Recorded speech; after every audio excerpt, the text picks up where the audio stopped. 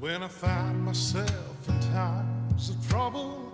Mother Mary comes to me, speaking words